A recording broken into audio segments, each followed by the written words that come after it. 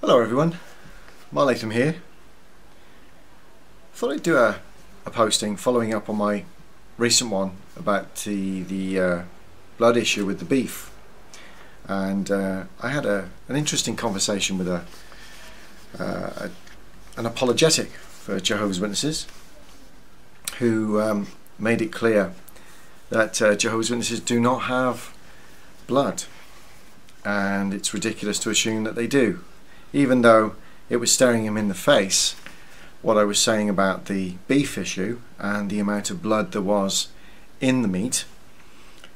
He just couldn't get his head around the fact that this was the case, and although we had a number of discussions about the animal being bled but still having a lot of blood within the animal, within the flesh, he was in some sort of constant denial that this in any way had anything to do with Jehovah's Witnesses.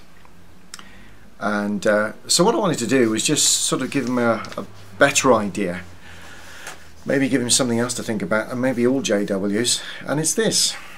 I've just printed a couple of things off here, but just to look at some of these prohibition laws on blood. And if you look at the Hebrew scriptures within your own Bibles, JWs, you've got Genesis chapter 9 verses 1 to 4. You've got Leviticus 3:17, Leviticus 7:22 to 27, Leviticus 17:10 to 14, Leviticus 19 to 26, Deuteronomy 12:15 to 16, Deuteronomy 12:20 to 25, Deuteronomy 15:22 to 23. And then you finish off with the Christian Greek scriptures with the Apostle Paul talking about Acts chapter 15:19 to 21. And I quote, "Therefore, it is my judgment that we do not trouble those who are turning to God from among the Gentiles, but that we write to them that they abstain from things contaminated by idols, and from fornication, and from what is strangled, and from blood." Okay, so there you go. Now, as an ex-JW, and that includes my wife, has anybody had one of these before? Okay. The key ring, and there it is, and we were proud to have these. No blood. But really, were we having no blood? You see, this is what I want to get on to. I stand by everything I've said within that piece of meat scenario, and the amount of blood that is still in it after the animal is so-called bled.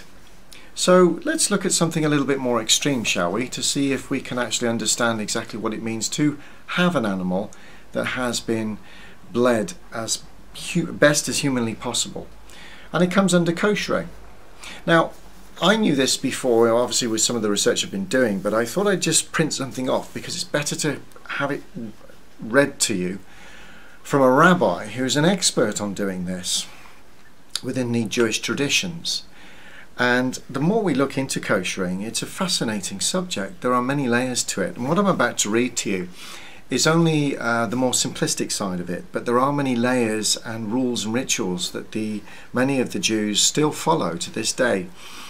So I'd say this with the greatest of respect, but also to give an example, once again, to make Jehovah's Witnesses think about what it is that they're actually saying that they're doing, but they're not really doing it. So here goes. You shall not eat any blood, whether that of fowl or of beast, in any of your dwellings. Leviticus chapter 7 verse 26. For generations, the process of koshering, removing the blood from meat, was the domain of the Jewish homemaker, often involving all the family members in the various steps. Today, rather than being a familiar aspect of the Jewish home, koshering is usually done at the butcher shop, beyond sight of the consumer. However, many families still do kosher their meat. Now, stopping there just for a second, my wife and I, when we were Jehovah's Witnesses, whenever we heard the word kosher, this is how ignorant we were at the time. I and my wife both thought that koshered meat was where it was blessed. It had a prayer said over it. We didn't really look any deeper into it. And anyway, so let's just read on and see if it is just that. Whether you entrust the koshering of your meat to a qualified butcher or choose to do it yourself, a working knowledge of the process is an important aspect of our understanding of kashrut. Koshering is the process by which the blood is removed from the flesh of meat and fowl before it is prepared for eating. Only meat from kosher animals properly slaughtered and with the forbidden parts already removed may be koshered. The koshering process, known as melikah, which is the salting, entails the following steps: washing or rinsing off the meat, soaking it in water, salting it and rinsing it very well 3 times. The complete koshering process should take place within 72 hours of the shechitah, which is the slaughtering process. Therefore, before koshering, it is imperative to know exactly when the shechitah took place. Following is a step-by-step guide to koshering. If you are koshering meat for the first time, it is advisable to observe the process being done by an experienced, knowledgeable person. So you can already start to see that this is quite an intricate process, actually going through the kosher of meat. Let's read on. Before koshering, the following guidelines apply to both meat and fowl. There are extensive preparations for fowl which are described in Koshering Fowl. Completely different subject, but my goodness, it's detailed. Handling the meat or fowl. After receiving meat or fowl from the butcher, it must be handled properly until after it is koshered. Meat and blood drippings should not come into contact with any other food. However, the meat may be put into the refrigerator if it is covered well on all sides so that it doesn't leak. Meat or fowl must be fully defrosted, and if very cold, it should be allowed to stand a while at room temperature. It should not be placed near a fire or come into contact with hot water, since this cooks the blood in and the salt will not be effective in drawing it out. In addition, it should not come into contact with any salt before the process begins. Interesting. If the meat is to be ground, koshering must take place before grinding. The head and internal organs of the animal must be removed before koshering. To determine which parts can be used and how to prepare them, consult a qualified rabbi. Okay. Right, the equipment needed. The following items should be used exclusively for meat that has not yet been koshered. One should take into consideration the amount of meat to be koshered when determining whether the room one is working in has ample space and proper facilities. If extra counter space is needed, cover all counters so that no blood can drip through. You need a knife to cut out blood clots or to cut large pieces of meat into smaller pieces, enough to handle easily. You need water to soak, rinse and wash off the meat. Water used in the koshering process should be at room temperature. Interesting. You need a pail or a basin in which to soak the meat. Coarse salt to dry out the blood. Thin table salt is not good because it melts into the meat and does not draw out the blood. Neither should the crystals, large crystals, be used because they can just roll off the meat. So it's got to be the right kind of salt. You need a board or a rack to place the salted meat on. This can be made of any material such as wood or formica. A perforated board with many holes or a rack with slats is excellent so that the blood can flow out. If the blood has grooves or it is flat, it should be placed on a slant to enable the blood to flow down. The board should not have bumps or cracks that would allow blood to collect. So a basin, sink or tub for the board to be placed on so that the blood can drip into it. Drippings make a sink non-kosher. Therefore, a kosher sink should not be used. Lighting. During the complete koshering process, be sure the room is well lit. The koshering process for meat and fowl. It is important to follow each step in the process carefully, bearing in mind the various time factors. The koshering process requires one's undivided attention, so distractions should be eliminated as much as possible. If any questions or problems arise along the way, do not hesitate to seek rabbinic guidance. 1. Preliminary washing. The meat must be washed very well to remove all visible blood. All blood clots or discolorations, black or dark red cells, should be cut out before washing. Step 2. Soaking. The meat should be immersed in room temperature water for at least half an hour. If the meat was accidentally left soaking for 24 consecutive hours, this meat becomes non-kosher and cannot be used. After the meat has been soaked, it may be cut into smaller pieces if desired. It then would be necessary to rinse each cut of meat very well, especially the new cut ends. The meat does not have to be soaked again.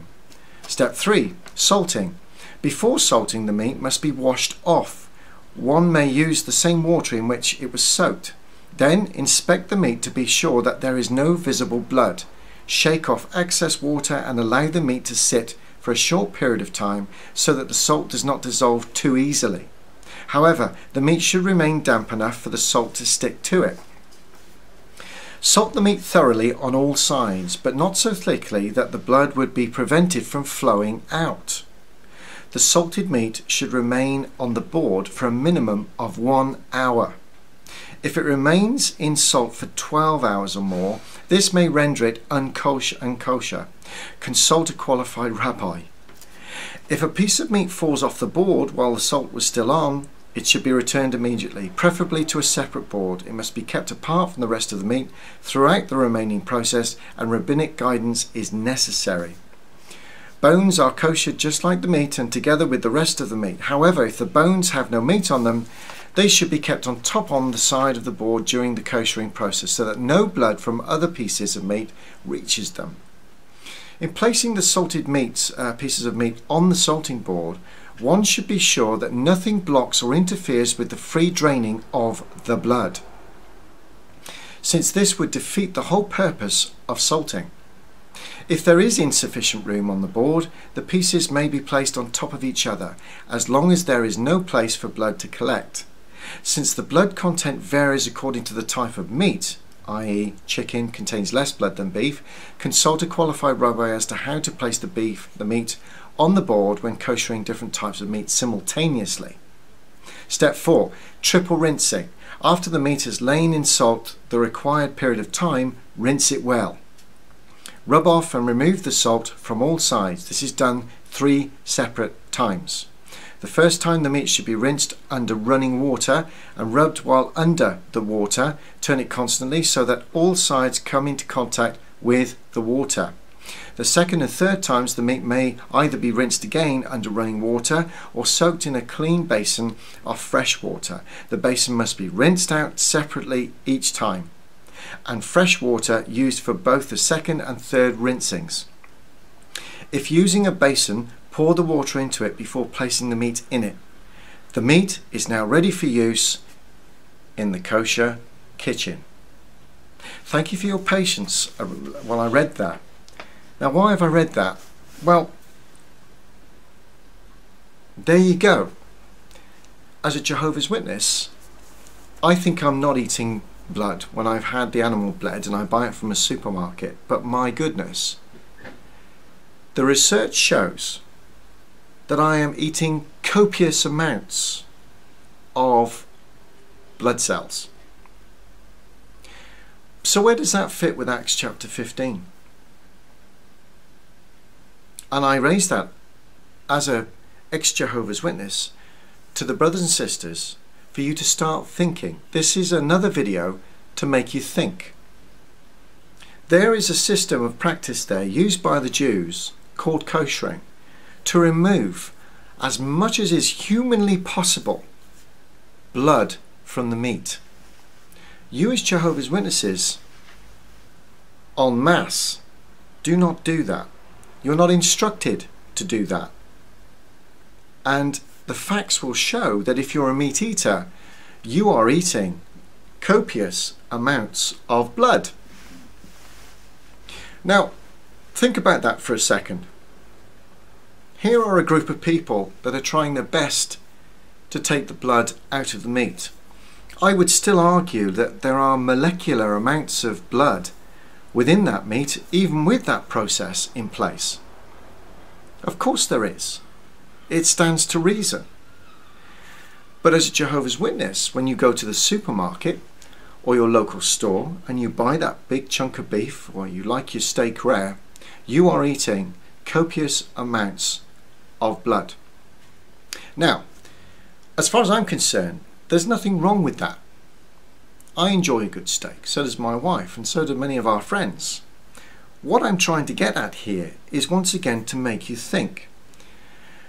I've just shown you a key ring, this here, that we would wear in our pockets with our keys, and I'm sure many brothers and sisters do today. I know that all of them carry wallets with the no blood directive in their purses and in their wallets, in their pockets, in their cars. No blood. And yet they'll go and have a burger during that day at lunchtime, or they'll think of a nice meal for their wife or their husband that weekend that is full of blood. Those are the facts, my friends. Now, where does that also fit? Here's another layered question for you. Within your blood directive, you're given a choice as to what fractions you can and cannot have. Should I have white blood cells? Well, no, you can't. You can't have white blood cells. You can't have platelets. You can't have those things. You can't have plasma. You can't have the red blood cells. But at the same time, you're eating it every day through animal flesh. It makes a mockery of the whole blood directive. Either you're not having blood or you are. This is just another example. Once again, I'm not preaching at you, but to think very carefully about what's going on here. You will put your lives on the line and your children's lives on the line. Maybe a car accident, they're hemorrhaging, they need a blood transfusion. You will not let them have that blood transfusion. You would rather risk that life through a dogma which, when you actually start to break it down, it falls apart in argument. You're already using blood through many difficult and intricate medical transfers, such as a tetanus jab, for instance, Botox, leukemia treatments. I could go on with so many different ways that maybe you don't realize just how much of the blood and its fractions are used in many different ailments. Burn injuries, serious burn injuries, bone marrow transplants. I'm going to come on to that one because it's a fascinating subject. The reason I mention them is that for many of you, you're risking your lives for not having a blood transfusion. You will not have certain medical treatments because they have fractions in. And yet for many of those people at the same time, they will be eating blood through their food and the consumption of animal flesh. The koshering process that I've read there is to give you an example of where a different religious group are using this process to try their very best to remove the blood particles or the blood components from the flesh that they are about to eat. And the interesting thing is here, although they're going to those extreme lengths to do that, this particular religion will allow their brothers and sisters to accept a blood transfusion and to give and donate their own blood, as long as it doesn't cost them their lives in doing so. They see nothing wrong with that because it's not becoming ingestated. It's a transfusion, it's not food, and it is to help save lives. I hope that means something to somebody out there. I hope it helps you to think a little bit deeper. But the next time you pick up that lump of meat from the supermarket, by all means, carry on. You're not under law. Remember that as a Christian. You really aren't. And look deeper into what Paul was saying in Acts chapter 15. This was about compromise and not stumbling each other. That's what it was about, bringing two different sections of the community together. So that's what you do as a Christian, don't you? But it's been taken to far greater lengths and at far dangerous prospects for many brothers and sisters. Many have lost their lives, including many, many children. So please stop and think. You're eating blood, you're having it through medical treatments, and you don't even know you are. you really do need to start thinking about research and getting on with it. You're living with a blood dogma, you're living with a false prophet. I'll leave it there. Thank you for listening.